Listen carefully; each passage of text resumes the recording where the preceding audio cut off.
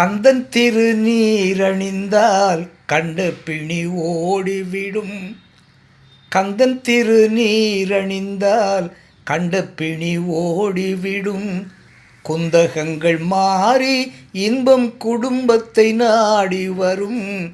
கந்தன் திருநீரணிந்தால் கண்ட பிணி ஓடிவிடும்.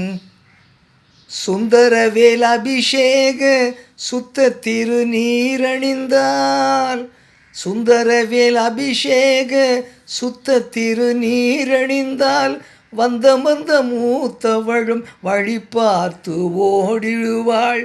அந்த நேரம் பார்த்திருந்து அன்னை தெய்வம் ஓடி வந்து சிந்தையை குளிர வைத்து சொந்தம் கொண்டாடிடுவாள்.